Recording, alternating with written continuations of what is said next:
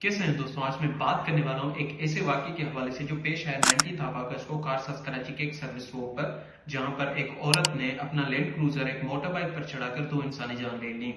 नताशा नामी औरत ने अपने लैंड क्रूजर V8 से 2 इंसानी जान ली, जिसमें एक बाप और एक बेटी शामिल। ये वाकया पेश आते ही वहां के खड़े लोगों ने, वहां के मकामी लोगों ने नताशा को अपने घेरे में लिया और वक्त ही पर पुलिस और रेंजर्स भी वहां पर आ पहुंची। रेंजर्स और पुलिस के आते ही रेंजर्स ने उन 2 लावारिस जो वहां पर लाश पड़ी हुई थी उनको प्रोटेक्ट करने के बजाय नताशा को प्रोटेक्ट करने की कोशिश की, जहां पर लोगों ने आवाज उठाना शुरू कर दी कि वो जो लाश पड़ी है रोड पर उनको प्रोटेक्ट कौन करेगा और उनकी फैमिली को कॉल कौन करवाएगा।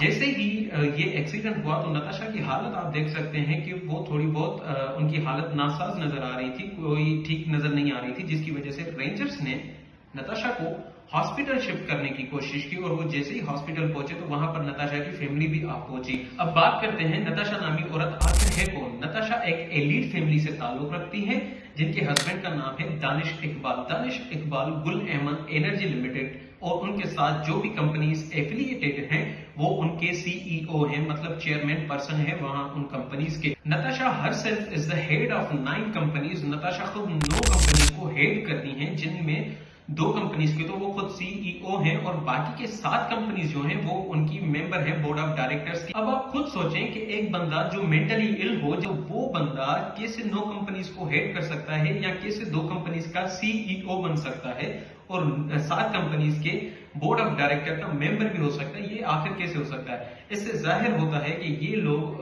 नताशा को मेंटली इल क्लियर करवा के इस केस में से निकालना चाहते हैं या उनकी सजा में जो भी मतलब केस चलेगा उनमें थोड़ी लीनियंसी हासिल करना चाहते हैं। अब हमें ये तो मालूम नहीं कि नताशा को क्या क्या सजा मिलेगी या फ्यूचर में उनको सजा मिलेगी भी या नहीं मिलेगी, लेकिन अगर हम अपनी हिस्ट्री में जाएं, थोड़ा बहुत पीछे जाएं, तो हमें एक केस नजर आता है नूर मुकद्दम का।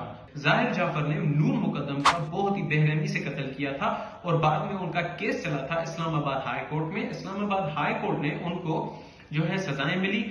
पहले तो उनको डेथ पेनल्टीज मिली थी, डेथ पेनल्टी के बाद उनकी सजा कम करवा के उनको 25 साल जो है 25 ईयर्स ऑफ इम्प्रिजमेंट और 200,000 रुपीज का फाइन भी लगाया गया था।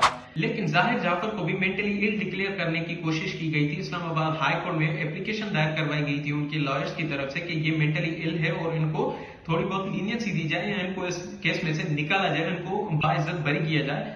लेकिन इस्लामाबाद हाई कोर्ट ने उनकी एप्लीकेशन रिजेक्ट करके उनकी 25 साल जो इम्प्रिजमेंट है, सजा है, उसको बरकरार रखा और 200,000 रुपीज का जो फाइन है वो भी उनका बरकरार रखा।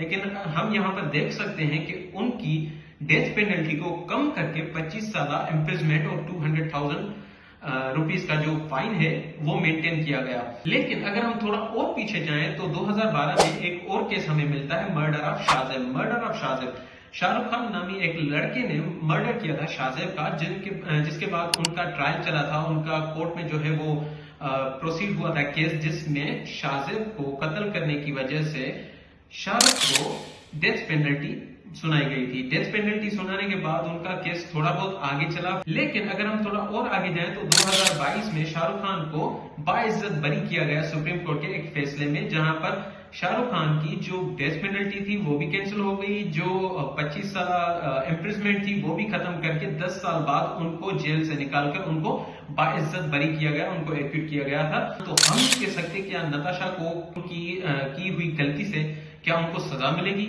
या नहीं मिलेगी?